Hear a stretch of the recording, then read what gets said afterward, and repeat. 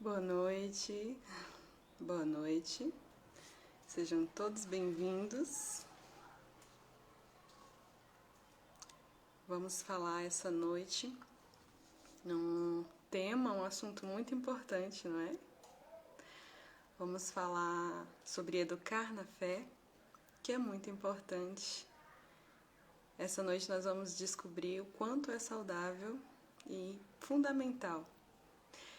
Gente, vocês que estão entrando aí, eu vou pedir já para poder ir mandando um aviãozinho para os colegas. Vamos chamar o público. O Instagram também vai notificando as pessoas e a gente também pode fazer a nossa parte, não é? É um conteúdo muito rico e muito importante, então nós podemos passar essa oportunidade para outras pessoas. Vamos lá? Bem aqui embaixo, ó, tem um aviãozinho. Você pode botar o dedinho nele e, ó, disparar. Vamos chamar o pessoal. Seja bem-vindo, Boutique. Magno, Humberto, seja bem-vindo. Boa noite, gente. Eu vou mandar os meus aviãozinhos também aqui para avisar a galera, né? Às vezes a gente não ativa lá o sininho e depois passa e não nos lembramos. Mas eu vou ativar aqui, vou enviar, na verdade, o convite e você também pode fazer isso para nos ajudar, tá bom? Pode enviar aí para os seus amigos e convida essa galera para esse assunto tão importante que nós vamos falar nessa noite, amém? Deixa eu enviar os meus aqui. Eu tenho certeza que para você, para mim também, vai ser bem rico.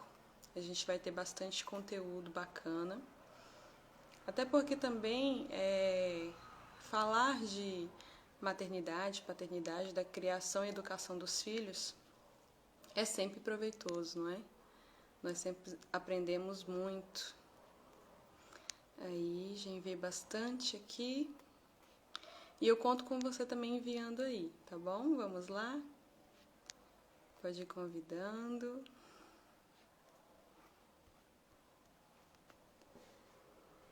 Estão enviando, gente? Seja bem-vinda, Ju. Ana Paula, seja bem-vinda, Thaisa, seja bem-vinda. Deixa eu colocar aqui o nome da nossa live para fixar também, né? Fica bom para as pessoas que vão entrando. Educar na fé é saudável.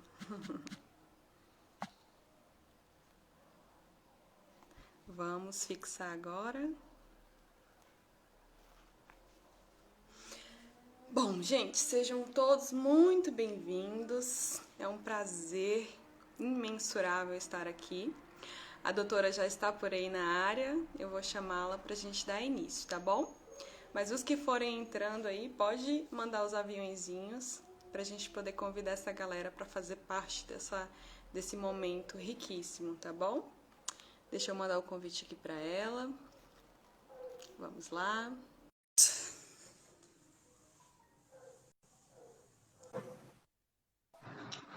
Olá!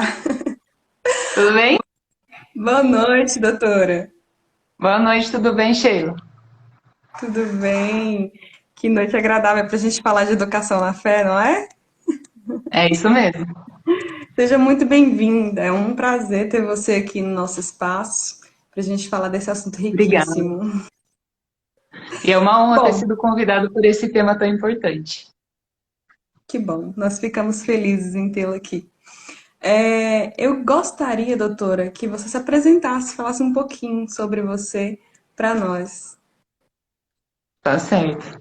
Bom, meu nome é Ana Caroline. Eu tenho que falar a idade também? Melhor não. Eu sou Não é casada, necessário.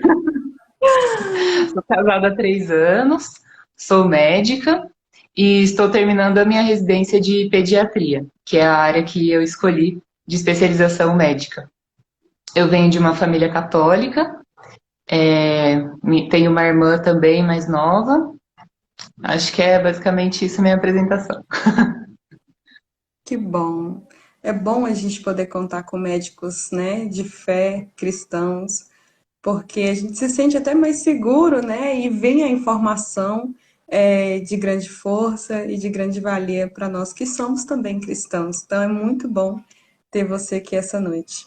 Bom, a gente sabe, doutora, que assim isso já é né, desde o princípio lá nas escrituras já vai nos dizer que ensinar o filho no caminho que ele deve andar, mesmo que depois ele esteja já de idade, ele vai regressar, né? Ele vai saber para onde voltar. Então, falar da educação na fé e de saúde é muito bom. É É sim, de é isso grande mesmo. valia, é de grande valia, né?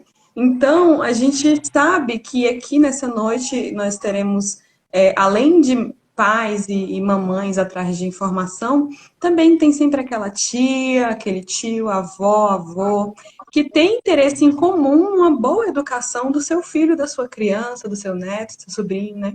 Então, as dores que nós temos são praticamente as mesmas, né? Muitas das vezes a mãe não está ali presente e o pai toma conta, ou o pai não está presente, a mãe também não, e ele é a avó que tem essa incumbência dessa grande missão de educar a criança. Então, essa Sim, dor de educar, essa dificuldade de educar, não é só da mãe e do pai, né? Às vezes, é com que chega certeza. muito no seu consultório, doutora, assim, tio, avô levando a criança. Sim, chega muito os avós, os tios, são as pessoas que ajudam a formar a rede de apoio daquela família, né? Que hoje em dia, a grande maioria das vezes, a mulher acaba saindo para o mercado de trabalho também para complementar a renda de casa. Então, às vezes não tem, às vezes a mulher não consegue ter a opção de ficar em casa, ou muitas vezes não quer porque quer trabalhar, e ela precisa de outras pessoas que ajudem ela. E às vezes, a maioria das vezes acaba sendo pessoas da família. Então, os irmãos, né, os tios da criança, os avós, isso é muito comum. Não é algo ruim, eu não considero algo ruim que eles tenham uma participação na educação da criança, contanto que as decisões de como educar sejam feitas pelos pais, né? Porque isso é muito importante. Às vezes fica aquela coisa muito cacique para pouco índio. Às vezes a criança não consegue estabelecer qual que é a regra geral ali da casa. Eu mesma, por exemplo, os meus pais, eu não tenho o que reclamar deles, eles foram ótimos. Eu tive uma educação muito boa, mas a minha avó materna também contribuiu muito para a minha educação. Ela ajudou bastante os meus pais, ela morou com a gente também por questões de saúde, e ela contribuiu muito para a minha educação. E foi muito bom. Não tenho do que queixar. Minha mãe, acho que está ao vivo vendo, inclusive, ela pode até confirmar aqui. Ela ajudou bastante. E essa rede de apoio é fundamental. Eu acredito e vivi isso, né, que faz a diferença. Eu fui criada apenas pela minha mãe, logo cedo ela se separou do meu pai. Nós tínhamos uma realidade difícil, muito humilde, né? E até os 7 anos que eu convivi com meu pai, eu tive uma presença desarmoniosa entre o casal, né? Ali eu tive que presenciar, às vezes, né, o alcoolismo e tudo que vem dele, né? Não cabe a gente citar aqui, porque também vai levar bastante tempo, eu não quero falar dessa parte ruim. A gente tem coisa bacana demais para falar nessa live. Então, assim, eu peço que você permaneça aí até o fim, que a gente tem grandes surpresas e novidades para vir aí. E eu sei que a sua realidade também pode ter sido difícil, assim como a minha. Eu convivi mesmo com bastante incoerências familiares e eu não fui educada na fé. A minha fé, ela veio a partir dos 13 anos, quando eu tive o encontro mesmo, né, com Jesus e Nossa Senhora, e ali a coisa aconteceu, e eu tive essa virada de chave. Só que eu já tinha 13 anos, né, então eu sei a dificuldade que foi para minha mãe me educar sem nenhum conhecimento na fé, e também hoje eu enxergo a falta que me fez, né, todo esse pedaço aí. Então hoje eu luto para fazer diferente com os meus filhos, porque eu sei que é um divisor de águas, e tudo que eu sei, tudo que a doutora sabe, a gente quer muito poder passar para você. Então fica aí até o fim que a gente tem bastante coisa, tá bom? Bom, doutora, para a gente iniciar, eu penso assim que os pais realmente eles têm, chegou a hora da chamada de se recompor na fé. Eles precisam se educar nesse caminho, né? Seja lá qual for a sua fé. Não estou falando aqui só, eu e a doutora não estamos falando aqui só para pessoas católicas ou só para pessoas evangélicas, ou não sei, enfim. Independente da sua denominação, é importante que você acredite em algo superior, né? Isso nos ajuda e nos impulsiona a vencer um dia de cada vez. Então é necessário, eu acredito que é necessário, doutora, que os pais recomponham nessa fé, resgate essa fé para poder dar uma educação para os seus filhos, né? Porque até a gente, até mesmo porque a gente não dá o que não tem, não é assim? Exatamente. Eu penso Sim. que pode falar.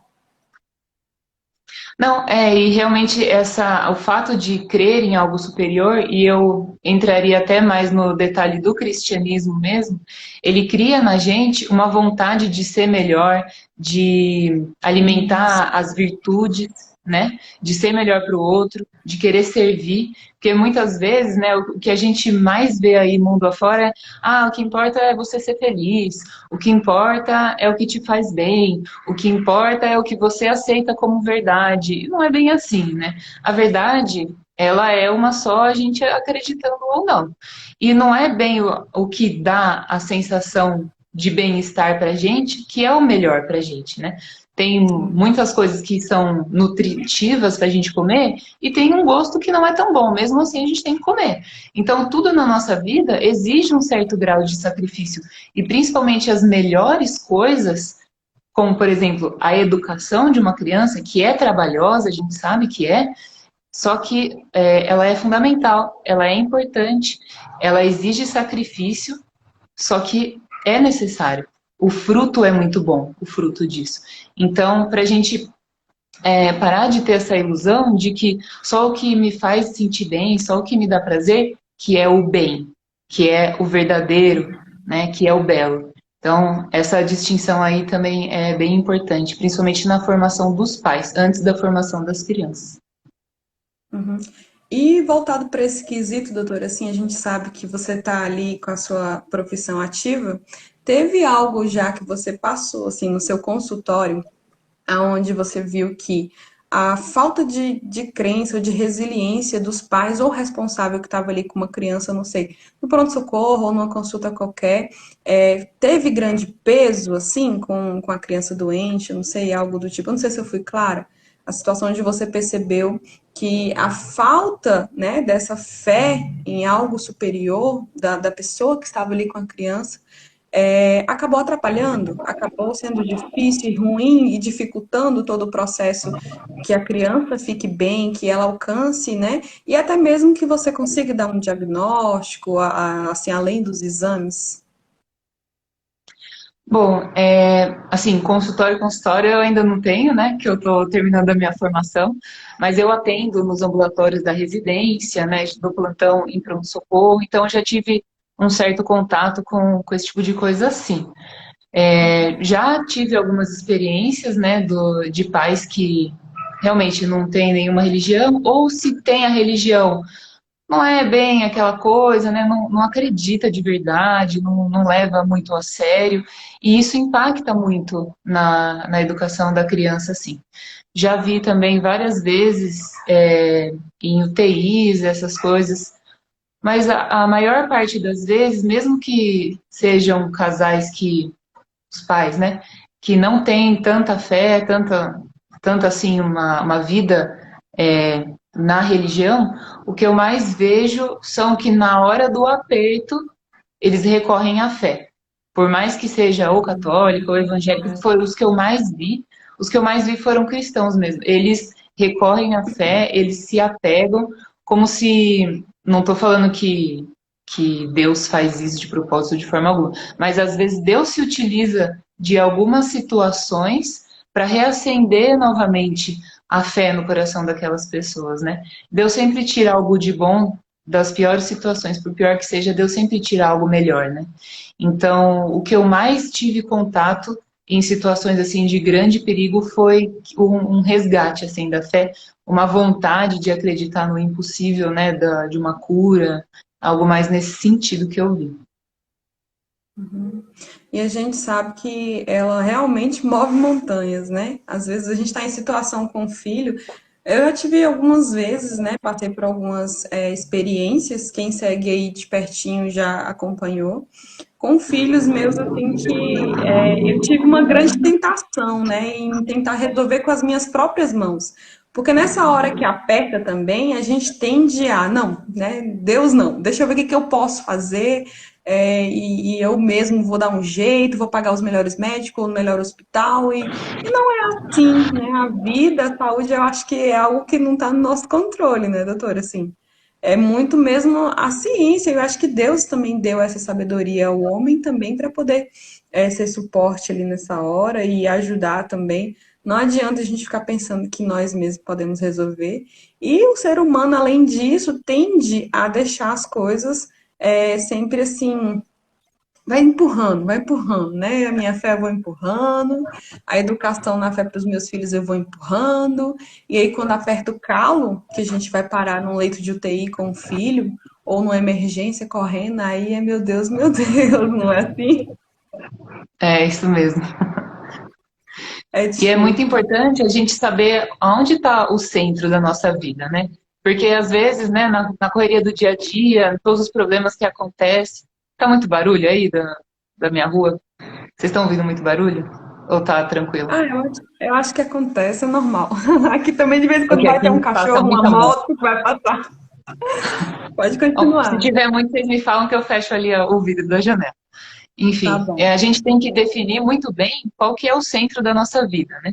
Então, eu estava falando, né, que a gente tem, na correria do dia a dia, a gente acaba caindo na rotina, tem muitas distrações, os problemas, as coisas que tem que fazer, acaba passando a vida toda atropelada e a gente acaba esquecendo qual que é o centro da nossa vida, né? A gente fica preocupado com a melhor educação para a criança, a melhor escola, o melhor inglês, tem que fazer natação, tem que fazer luta, tem que fazer isso, tem que fazer aquilo, e a gente acaba esquecendo muitas vezes de ensinar aquilo que é o mais importante para ela.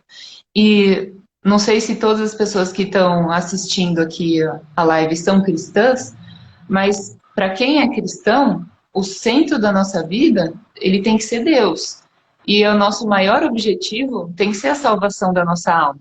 Então, antes da educação de livros e essas coisas de línguas, qualquer coisa de educação mais formal, a gente precisa educar os nossos filhos para o céu. Esse é o mais importante. O resto também é importante, mas ele tem que circular ao redor do centro da nossa vida. Então, tudo isso passa a ser secundário, né? Eu acredito que é mais nesse sentido.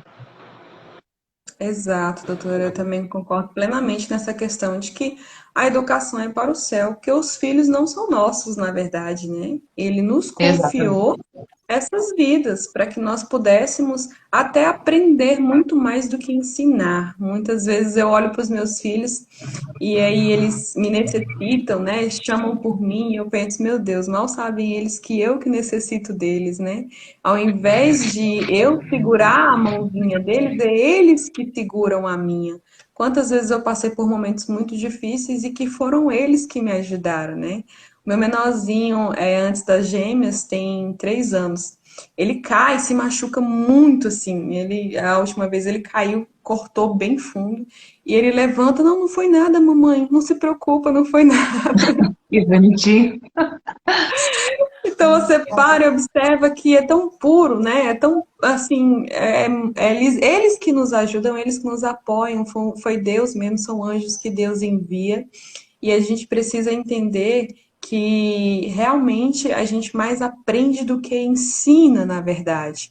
E o que a gente acaba aprendendo na fé é preciso que passemos a eles, né? Para que eles acresçam com essa orientação para que quando eles tiverem, né, a consciência formada, já maduros, eles possam escolher com coerência o que ser feito da sua vida. E isso vai muito além, né, doutora? Assim, eu acredito que tudo isso já inicia ali na gestação, quando você vai ter, você planeja, na verdade, quando você já planeja ter um filho. Ou não, porque quando você não planejou, Deus planejou, né? Então, de qualquer forma, Uhum. essa criança que está aí com você foi planejada. Então, quando você tem a gestação ali, é muito importante que você já entenda e interiorize que você já está educando aquela criança, né? Eu aprendi desde a minha primeira que as minhas sensações, seja de raiva, de medo ou o que seja, já eram passadas a essa criança. Isso eu aprendi dentro da igreja e em consultório médico, não é assim, doutora? No consultório também já, a gente já aborda essa questão, não é? Sim, inclusive eu não tive muito isso, mas eu vi muito a experiência da minha mãe como psicóloga e ela contava assim os casos, né? Claro que sem identificar as pessoas, mas ela contou vários casos de traumas, de sensações que as pessoas tinham por conta de acontecimentos com a mãe durante a gestação daquela pessoa. Então, sempre tem uma certa transferência mesmo. A emoção que a mãe sente o bebê também sente. A frequência cardíaca que a mãe vai ter na hora que ela está com medo ou está ansiosa vai passar para o bebê também. E de uma forma geral, como a criança, o bebê, eles têm uma sensação de que tudo é por causa deles, né? A criança também eles têm uma visão um pouquinho egoísta, bem entre aspas, de que tudo é por causa deles, tudo é culpa deles, tudo tem a ver com eles, eles meio que são o centro, né? O bebê, ele tem mais ou menos isso também. Então, tudo que a mãe sente é como se fosse por conta do bebê. Então, se a mãe sente alguma coisa no sentido de alegria, felicidade, o bebê se alegra junto porque é como se ele tivesse causando essa alegria. Se a mãe se entristece, se a mãe tem medo, o bebê também pega como se ele fosse o motivo disso. Pelo menos é a experiência que eu vi assim da prática da minha mãe. E ela teve que trabalhar vários desses traumas, desse tipo de coisa em consultório. É bem interessante. Acho que o psicólogo Luiz, né? Ele até comenta aqui que isso é literário e real. Ele encontra isso nos consultórios, né? E eu acredito fielmente de que isso tem um grande peso. A sua educação na fé, ela já vai iniciar ali mesmo na sua gestação, porque nós sabemos que muitas vezes, inúmeras gestações, depende muito da mãe, né? Ela ali que tem que ter aquele jogo de cintura, aquele controle porque na maioria dos casos o pai só vai mesmo sentir que é pai quando ele pegar ali a criança, né, nos Uhum. braços. Mas a mãe não, a mãe ela já está sentindo ali já do início, aí começa aquele chutinho, ela já está fazendo um vínculo ali, né, afetivo, ela já está criando ali Sim, uma ligação com essa criança. E se essa mãe, ela, por fé e por acreditar no algo superior, ela decidir ter uma gestação resiliente, essa criança já tende a ser, né, mais assim equilibrada emocionalmente, eu suponho, né? Se eu tiver errada, Luiz, psicólogo Luiz, nos corrige aí, né? Se a gente já falou alguma besteira, mas eu acredito fielmente de que toda essa questão já no ventre materno já está sendo, já está correndo, né? Já está em curso essa educação na fé. E eu acredito que na sua experiência também como pediatria, eu acho que você já deve ter ali observado as mamães em hospital, né, doutora, assim, essa questão. sim, realmente é verdade, sim. O comportamento da mãe, né, a crença dela faz muita diferença. Inclusive, eu tive algumas experiências em UTI neonatal, que são aqueles bebês que nascem prematuros, né? E a gente via, assim, muitas vezes o bebê estava muito mal, estava muito ruim, estava assim, parecia que estava indo, caminhando para um óbito, né? E aí a gente tinha que entrar em contato com os pais, falar, olha, acho que é melhor vocês virem para cá, né? Que a gente pode ser que aconteça algo pior e tudo mais. E os pais chegavam, colocavam o bebê na mãe e o bebê melhorava. Como explicar isso? Tem umas coisas que não dá para explicar, né? Então, o contato ali com a mãe, o amor, né, aquele afeto, desde o ventre materno ele já é desenvolvido, né? E a hora que o bebê fica no colo da mãe, remete toda aquela ideia do útero, né? E aquela sensação de segurança e milagre, né, também. Eu acredito que acontecem milagres, né? Sim, sim, perfeitamente. Deus é o médico dos médicos, né? Sim. Eu acredito muito nisso também porque eu vivi. Eu lembro da experiência que eu tive com as gêmeas, né, em UTI. Elas nasceram prematuras. Não era bem prematurinhas, porque elas nasceram de 34 semanas, né? A gente conseguiu levar Uhum. bastante, assim, era uma gestação Nossa, sim. mono-mono. Aí eles tiveram que tirar perto do cordão e tal, enfim. Nasceram muito bem, mas depois Uhum. precisaram de ir para UTI. E lá, muitas das vezes que elas não estavam legalzinha, aí eles, né, ligavam pro quarto, mãe, desce aqui, eu também fiquei internada por um tempo. Mãe, desce aqui. Quando eu chegava, ele já ia abrindo meu, sabe, minha blusa, assim, Aham. encaixava. O cheiro da mãe ali, a gente, né, chora horrores. Você já percebe que Deus está fazendo uma ligação perfeita, né? E essa ligação perfeita de vida que eu senti ali pelos meus poros esvaindo vida, né, para elas assim. E eu percebi que isso era divino, vinha da minha fé. Era a minha fé que fazia eu acreditar que aquilo iria dar certo, que as minhas filhas iriam sobreviver àquilo e estariam em casa um dia, né? Eu não sei quando que a gente receberia alta, mas que estaria aqui em casa um dia comigo. E isso precisou vir lá da minha gestação. Quando eu descobri a gestação gemelar, eu precisei alcançar essa resiliência de qualquer jeito.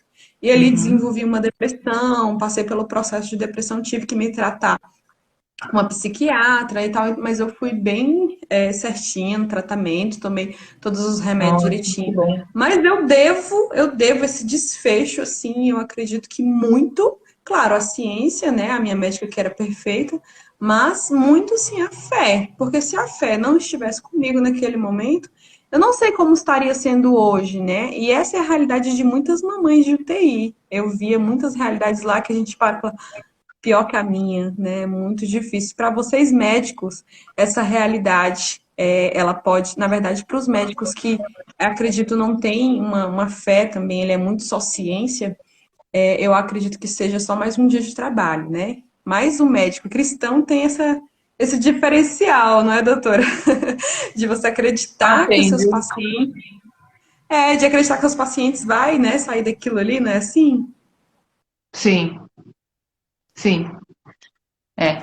A gente sempre pede, né? Eu já rezei muito por paciente, às vezes, e já, já, que às vezes a gente via uma situação tão delicada e uma família tão sofrida, assim, também, sabe? Passou por tanta coisa, e é muito complicado mesmo. E a questão da depressão, muitas vezes, a gente acaba confundindo também, né? Tem gente que acaba pegando a depressão e falando que é só uma questão de emoção, que é uma questão só que você não acredita, é por isso que você fica triste, deprimido, e não é isso. É claro que a fé, ela contribui muito para a sua melhora, mas a depressão é uma doença, então a gente não pode negligenciar isso. Inclusive, existe a depressão pós-parto, né? A mulher, depois que tem o bebê, ela tem uma queda dos hormônios, assim, absurda. E para quem tem qualquer tendência a doenças mentais, qualquer tendência a uma maior melancolia, ou mesmo sem nenhuma tendência, pode acontecer de desenvolver a depressão pós-parto. E às vezes a mãe pode achar que não ama suficiente o bebê, que não se esforça, que não está fazendo nada direito, e não é isso, é uma doença, né? Então ela precisa de um tratamento, ela precisa de um segmento com o médico, precisa de remédio, e isso com o tempo, com o tratamento vai se resolvendo.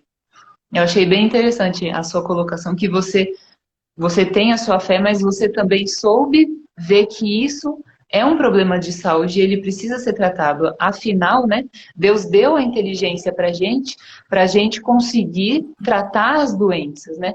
Claro que a fé é muito importante, a religião é muito importante, mas a gente também precisa confiar um pouquinho nos médicos. Um pouquinho. Na hora que o sapato aperta, a gente só se desliga e são os médicos que fazem, né, as mãos de Deus ali. Aí isso acontece, a gente precisa confiar e acreditar sim nisso. É a ciência sendo, é a vida, na verdade, se passando, né, sendo vivida.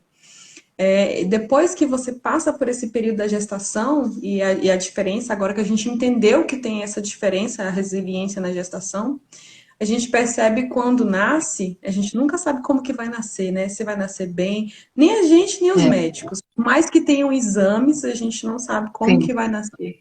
Então, nasceu ali é onde vem todas as surpresas, né? Tá bem, tá Eu acredito, assim, que todas as minhas gestações que eu tive lá na hora do parto, que a médica pegou, né?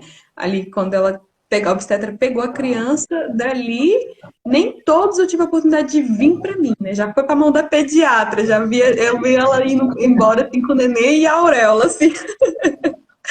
Eu Ah, falo, Jesus abençoa essa pediatra, né, para poder já. É como se estivesse ali através das mãos dela ou dele, né, fazendo ali o dever, o a fazer que Deus proporcionou, o dom que Deus deu. Eu acredito que a sua missão também na pediatria é um dom, né, doutora? eu gosto de ver por esse lado, sim. É, até porque nunca foi a minha primeira opção. Na verdade, nunca foi minha opção fazer pediatria. Quando eu entrei em medicina, né, eu queria muito, aí eu entrei e falei, não, fazer neurocirurgia, né? Top dos tops. Vou mexer no cérebro e tal. Aí fui estudando, realmente gostava de neuro, gostava de estudar. Não queria saber de criança, eu até cheguei a falar para uma amiga minha, falei, se eu resolver fazer pediatria, pode me internar que eu fiquei louca. Só que aí eu, Caramba! só que aí eu comecei a ter contato, comecei a ver o que era a pediatria mesmo, a ver o que eram as crianças. Porque o contato que eu tinha tido com criança antes da faculdade, eu cheguei a fazer uns bicos assim de monitor em buffet infantil. Então eu ficava lá nos brinquedos e as crianças que eu tinha contato, nos momentos que eu tinha contato, era péssimo. Então, eu não queria saber de criança. Falei, pelo amor de Deus, jamais, né? Aí, no final, no terceiro e no quinto ano de faculdade, eu fui vendo que, não, não é assim. Eu gosto de criança, né? Eu gosto de pediatria, eu gosto de cuidar da criança. Eu gosto de conversar com as mães, né? Apesar de muitas darem um trabalhinho. Mas eu gosto muito, eu gosto de orientar, eu adoro cuidar das crianças, né? E eu acho que eu vejo isso muito como uma missão, sim. E esse ano, principalmente por conta da pandemia, né, a residência teve toda uma modificação no cronograma, né, a gente ficou muito mais tempo sem ter os ambulatórios, né, então eu acabei ficando um tempo a mais do que eu pensei que eu ficaria em casa. E acabei começando a estudar por conta própria. E acabei mergulhando nessa coisa de educação, a educação moral, a educação na fé, inclusive tenho vários livros ali que tem que pegar para estudar, já estudei alguns, e eu estou gostando muito, assim, era uma coisa que eu não imaginava que eu fosse gostar tanto. Então acabou, acho que é uma missão, sim, acho que Deus vai revelando aos poucos, né, o nosso chamado. Ele tá unindo o útil ao agradável na sua vida, né, doutora? Sim. E logo, E logo aí, consigo, né, quem sabe no ano que vem. sim, sim, o fruto, né? Tudo é missão, tudo é assim, são incumbências divinas, né? Deus vai nos confiando e a gente vai dando um passo de cada vez. E eu acho muito nobre quando a gente não guarda isso pra gente, né? A gente aprende, experimenta, vivencia, e dali você quer um apostolado maior, né? Você quer levar outras mães, porque por trás da doutora aí tem um ser humano, né? Terá uma mãe, né? Que você é casada e Deus vai abençoar isso. Então, verá outros filhos e mais tarde netos, né? Então, a gente tem essa missão por trás da nossa profissão, mas também quando nós damos esse sim ao apostolado de a romper fronteiras para redes sociais, não sei agora, por exemplo, o Instagram, é muito nobre e a gente percebe que é sim uma vocação divina, né? Deus está chamando. Então é algo muito nobre de se fazer e útil, né? Aqui, por exemplo, nós temos essas pessoas que estão aqui conosco e eu tenho certeza que sedentos de informação, de aprender um pouco mais, né? E até de ensinar. A gente observa aí os comentários que vai surgindo. Vocês podem participar, a gente pode parar a qualquer momento para conversar. Isso é um bate-papo mesmo. Você pode trazer a sua necessidade, coloca aí nos comentários, a gente deixou ativo e nós estamos aqui disponível para isso, para a gente somar. Então a gente estava falando que depois da gestação resiliente nasceu, e aí quando que a gente começa, né, a educar na fé? Eu acredito se na gestação, se você está gerando, você já está ensinando, né? Nasceu a fé é transmitida pelo amor, né, doutora? Assim, eu acho que se a mãe se doasse em amor, porque ela não vai saber fazer tudo, não tem manual de instrução, é por isso que a gente precisa dos Não. médicos. Mesmo Mas os é médicos, viu? importante. É, não Sim, é? quantas coisas eu não aprendi com as mães que me trouxeram experiência. Falaram, olha, é verdade, eu vou usar isso daí para orientar outras pessoas, né? A gente sempre está aprendendo, né? E mais do que a gente demonstrar com amor e tudo mais na educação na fé, eu acho que é muito importante também a gente levar a nossa fé a sério. Porque se a gente não leva a nossa fé a sério, não adianta a gente ficar falando para criança, ai, olha, esse aqui é Jesus, Nossa Senhora, ensinar as orações, ensinar as histórias bíblicas e tal. Isso aí não vai fazer muito sentido se você não vive a sua fé. Então a criança, ela precisa ver que você vive a sua fé. Ela precisa ver você rezando, ela precisa ver você perdoando a outra pessoa, ela precisa ver você sendo paciente, rezando antes das refeições. Então, o amor, mas o exemplo também faz muita diferença. Arrasta, né? É muito mais que palavras, Sim. assim. Eu demorei um pouco aqui em casa para compreender, mas eu consegui, né, entender que eu precisava viver e eles apenas ver, né? Porque senão não dava Uhum. certo. Quantas vezes eu tentei? Não adianta você estar ali sentado no sofá de frente com a televisão e falar, vai rezar, menino. Ah, vai deitar, mas faz oração antes, viu? E aí você tá ali, né, só de corpo presente. Muita coisa eu fui observando que se eles não vissem os pais fazerem, não tem fundamento, né? E até as coisas também que a gente tem do dia a dia, de uma rotina, né, para se manter uma disciplina ali na fé. Aqui em casa a gente está na luta de fazer a oração do Santo Terço todos os dias, mas eu não consegui ainda me disciplinar para sem falta estar ali no Santo Terço. Então, como eu não consegui, eles também não fazem, né? Eles observam ali, às vezes eles até cobram, né? Mãe, vai rezar o texto hoje? Né? Mas eles não vão pegar o terço sozinho e sentarem ali de frente da imagem ou ajoelhar e fazer o terço sozinhos, por mais que eles saibam já conduzir aquilo mais velho, já saber, eles não vão fazer sozinho. Então, se a gente não vive, né? Até mesmo na hora do desespero, né, doutora? Eu acho assim que quando acontece uma coisa com o irmãozinho, não sei, suponhamos, aconteceu algo grave com o irmãozinho, né? Se a mãe e o pai se desespera, como que vai ficar as outras crianças que estão observando aquilo ali, né? Como que Pois eles é, vão. se o pai e a mãe que é a referência está desesperado, imagina a criança que não tem poder nenhum, né? É isso mesmo. Mas tem E uma ele coisa, já né, tá. Sheila? Quantos filhos você tem? 5. Você Na não verdade, pode são ficar. 6. Na verdade, são 6. Eu não posso Ah, deixar de citar. Eu tenho um no céu, mas vivos aqui comigo na convivência são 5. então, são 5 crianças para você cuidar, sendo que as gêmeas são as mais novinhas, né? Então, não dá para falar também, ai, como assim você não reza o terço todo dia, que horror. Calma, né? Em família, né? Você reza um Pai Nosso, uma Ave Maria, né? Começa pequeno e com o tempo vai aumentando, né? Um pouquinho é melhor do que nada. Então, a oração em família, por mais que ela seja curtinha, eu acho que é fundamental. Às vezes não dá para rezar o terço todos os dias com toda a família, no seu caso, uma família grande, né? E a criançada tem que dormir cedo também, aí você tem um monte de coisa para fazer. Nossa Senhora, só de comida que você deve fazer, eu não consigo nem imaginar, e louça para lavar, deve ser tanta coisa. Então, às vezes, o pouquinho que você faz já vai fazer toda a diferença na educação deles. Isso fica para todo mundo que está participando aí, anotou? Realmente a gente faz assim, de pouquinho em pouquinho, né? Eu tenho aqui a frase de inspiração agora. Eu sempre gosto de colocar uma frasezinha aqui de inspiração. Agora eu estou usando aqui um dia de cada vez. Você Isso foi aí. falando, bateu certinho com a nossa inspiração desse momento, assim.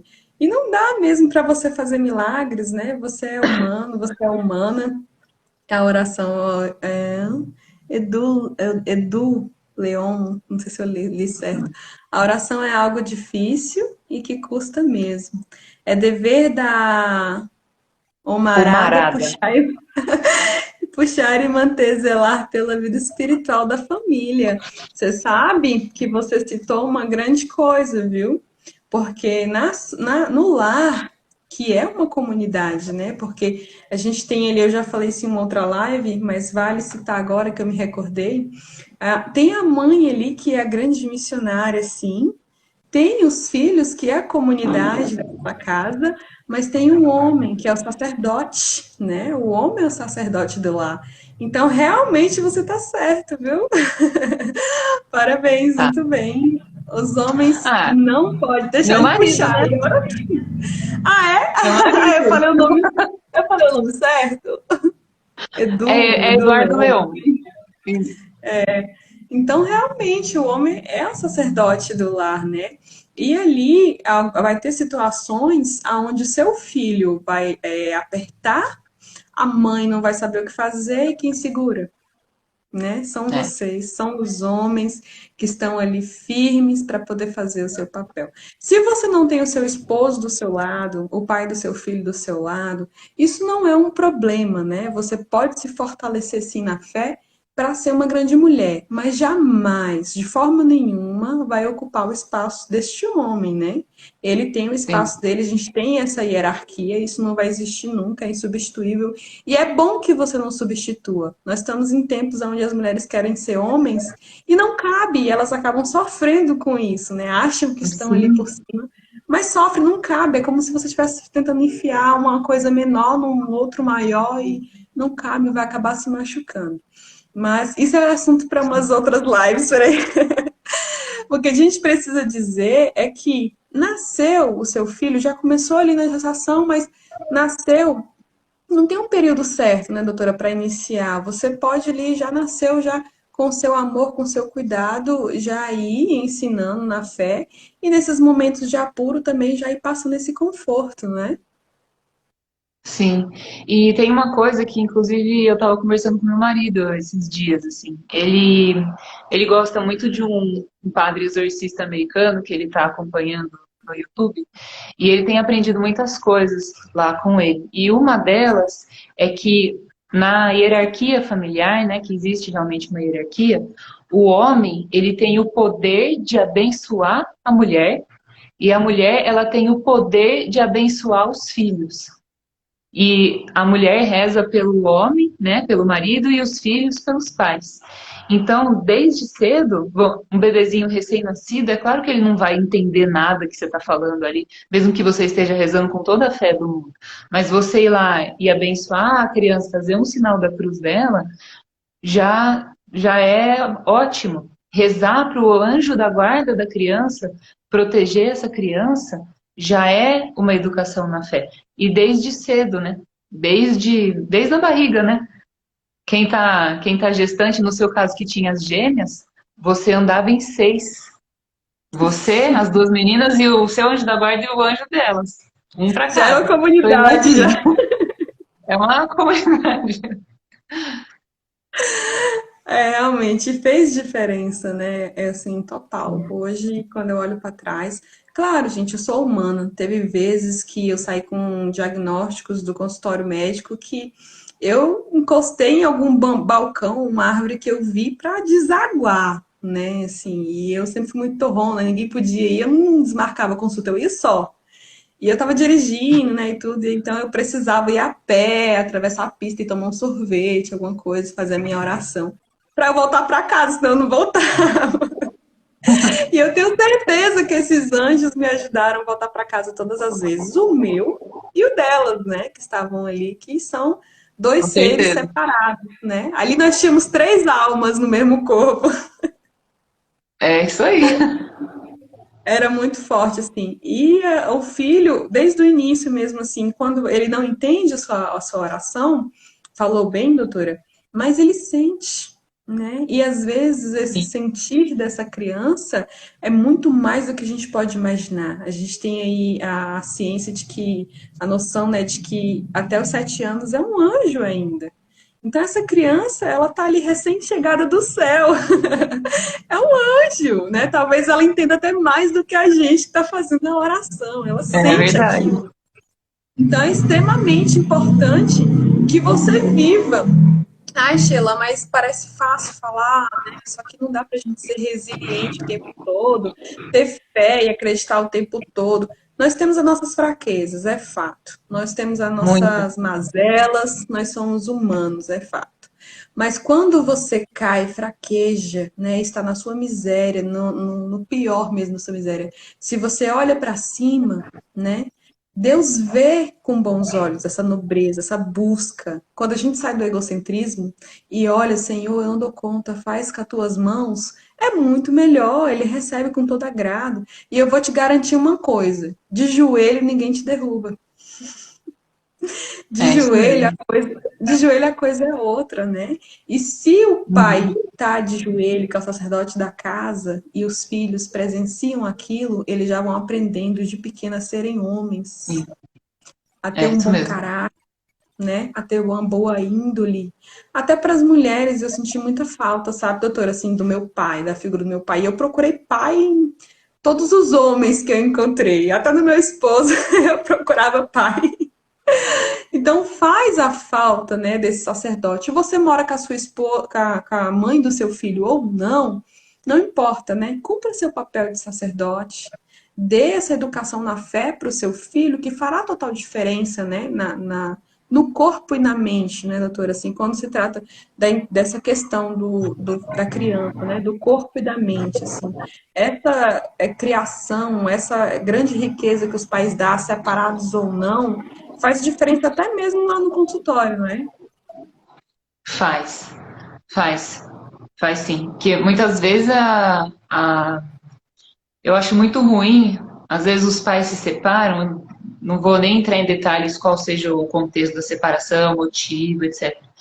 Mas eles precisam ter pelo menos aí uma convivência mínima, saudável, por conta da criança.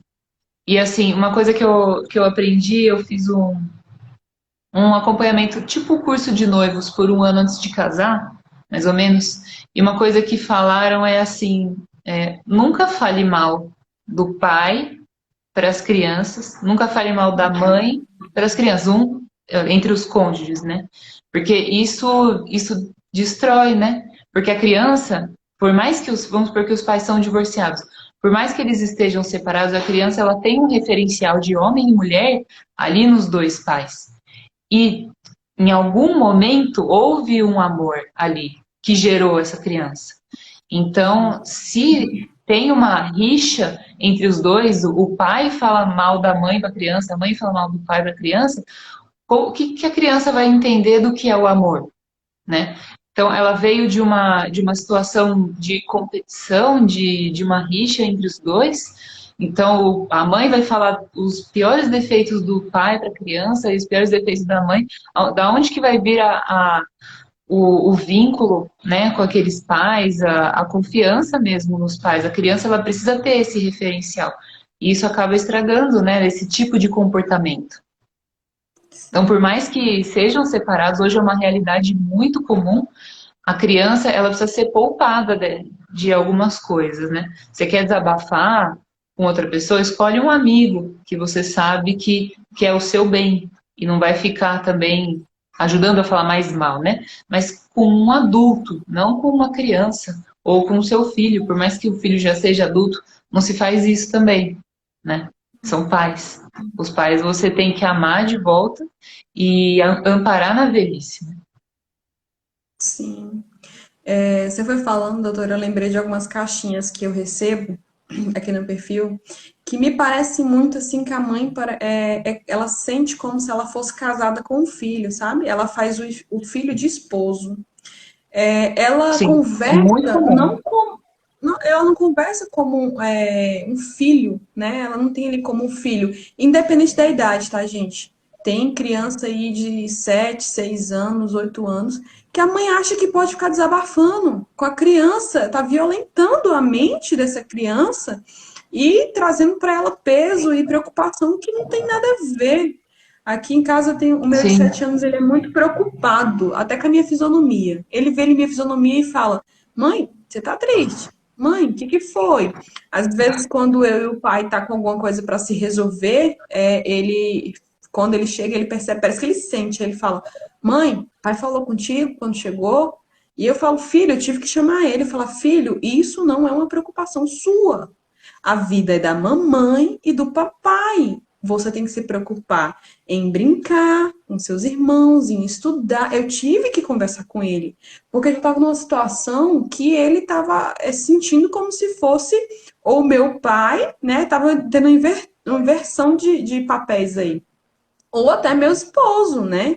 Isso está errado. E tem muitas mães por aí, e pai também, eu acredito, que faz essa troca de papéis e violenta ali essa criança, e ela desenvolve até doenças físicas, né, doutora? Acaba sentindo doenças, desenvolvendo Sim. doenças para chegar no consultório e tudo. Aí você vai pesquisar, não acha nada, faz uma série, uma bateria de exames na criança, não encontra nada. Aí vai lá pro consultório do Psi Luiz que tá aí, aí encontra muitas É, doenças, não tem assim? tem, é muito comum. É muito comum. As crianças estão cada vez mais ansiosas, cada vez mais depressivas. Criança, hein? Criança é naturalmente alegre, né? Mas está acontecendo bastante. E muitas crianças obesas, distúrbio de alimentação mesmo, acaba comendo por impulso, por conta de ansiedade, por medo. E tem esse fator mesmo que você falou. Às vezes a criança tem alguns temperamentos que facilitam, às vezes, alguma culpa, algum senso de responsabilidade, né, da criança. Eu era uma criança muito ansiosa, por exemplo. Eu via, às vezes, algumas coisas que aconteciam e tal, e eu tinha muito medo de ser mais um motivo de sofrimento ali naquele meio, né? Mais um motivo de preocupação e tudo mais, mas isso é uma característica minha, né?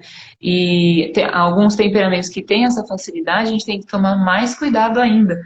E tem algumas famílias, né, que o pai, ele acaba não assumindo muito esse papel do de pai mesmo, né, de sacerdote, como você falou, né? O sacerdote, nesse sentido, eu pensaria da forma como Jesus morreu pela igreja. Então, o pai, ele dá a vida pela família dele, né? E muitas vezes, quando o pai não está nesse sentido pela família, não estou nem falando de trabalho, mas assim, a mãe, a mulher, ela precisa de um amparo afetivo. É característico da mulher. Ela precisa desabafar. O homem geralmente não precisa dessas coisas, mas a mulher precisa. E o homem, às vezes, não tem essa sensibilidade, ou às vezes não tem esse conhecimento, né? Não sei exatamente, mas às vezes não dá esse suporte e a mulher busca completar essa afetividade, essa, essa necessidade que ela tem na criança.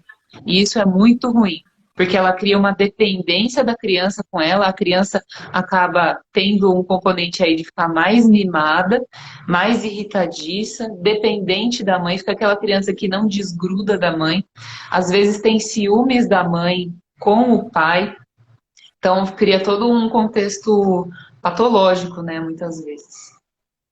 Sim, são os filhinhos da mamãe, né, que a gente vê falar aí, porque Sim, o filho acaba sendo muito ali tomar partido da mãe, né, e às vezes até contra o pai, gente, isso é muito sério, né, o filho ele tem que ter esse respeito moral pelo sacerdote, né, da casa. Ele estando errado ou certo, não importa, conversem depois, né, não na frente, sendo casado ou não, longe da conversem criança, depois. né, fecha a porta do quarto e aí eles se entendem, mas longe. Longe da criança, porque isso fere mesmo psicológico dessa criança e ele vai desenvolver uma série de fatores que você não queria, acredite, você não queria desenvolver nessa criança.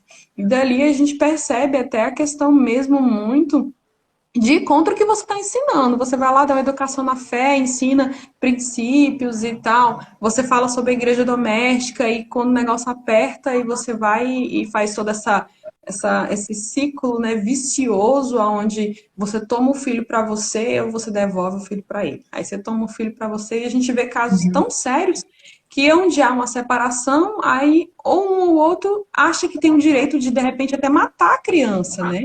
Porque é meu. eu vou matar porque eu vou ferir ela, e vou, não, eu vou matar porque, né? Gente, é uma vida, né? É um ser humano, né? É algo muito sério, não é seu. Você está ali para poder educar porque Deus te permitiu e te confiou, Ele te incumbiu essa missão.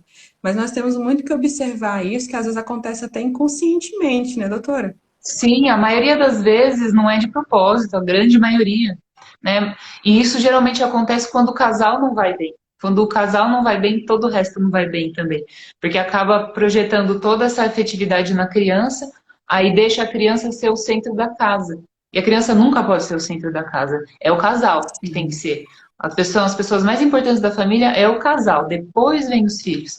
E as crianças têm que aprender isso desde o começo. Senão elas crescem egocêntricas. Elas crescem achando que o mundo inteiro gira ao redor delas e não só vão se tornar pessoas insuportáveis, talvez, mas vão sofrer muito, porque o mundo é cruel lá fora. O mundo não vai fazer a vontade delas. E o mundo geralmente não está nem aí para elas. Então a gente precisa educar sempre nesse contexto, a hierarquia da família, né? O casal sempre primeiro. E se o casal não vai bem, aí o resto não vai bem. Tem que se acertar, tem jeito não. É verdade. A gente vai deixar aberto também para vocês, se tiverem alguma dúvida, ficou algo que não ficou claro, vocês podem jogar aí no comentário que a gente vai respondendo ou até colocando seu comentário em evidência. Eu estou gostando muito da participação ativa do psicólogo, que está somando bastante. Ele falou um pouquinho atrás aí, ou psicóloga, não sei, né? Tá no final, Luiz. É, Ele falou um pouquinho atrás aí sobre a questão do perdão, né? Eu tinha muita dificuldade em relação a isso. Eu acho que até pelo temperamento, né? Eu sou sanguínea. E você é o quê, doutora? Sabe seu temperamento? colérica. Tem É muito a difícil, não é ajudar, fácil, não. mas tem muito a ajudar. Então, eu tenho muita dificuldade com a questão do perdão e eu tive que aprender de alguma forma, até pedir perdão na frente deles. Foi um processo. Primeiro, eu tive que aprender a pedir perdão para o meu esposo na frente dos filhos, que eles precisavam ver isso. Mesmo que fosse, né? Perdão, mas saía. Eu aprendi isso, né? E mais tarde eu aprendi que era extremamente necessário pedir perdão para os filhos. Sim, errou. Tem gente que fala, não, não vou pedir, não vou dar o braço a torcer porque sou eu que mando, eu sou autoridade aqui. E não é assim, você está fazendo com que seu filho cresça pensando que ele tem que ser o certo sempre, né? Ele vai ter que ser o soberano, né? O eu soberano. E quando seu filho pensa que os pais nunca erram, nunca fraquejam, nunca, né, cometem erros, ele também vai crescer com esse egocentrismo e vai agir dessa forma, né? Doa a quem doer. É onde está os seres humanos insuportáveis, como você disse. E o mundo é o É, vilão, né? é isso mesmo. Exatamente isso. Eu imagino que já deve ter chegado o pai lá no atendimento de vocês e falar: atende meu filho, doutora, é obrigação sua. Ixi, já passei cada ferrinho. O pai falando que ia chamar a polícia, que a gente estava mantendo criança em cárcere privado. Meu Ai, Deus. gente, cada coisa. Mas assim, como é que você vai dar alta para uma criança que não dá para dar alta? Não dá, né?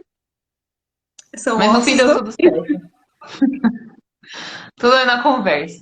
No fim deu tudo certo, o bebê ficou super bem, eles foram embora felizes e contentes e mamando. Isso foi o mais importante, que essa era a dificuldade. Olha, acho que é seu esposo de novo.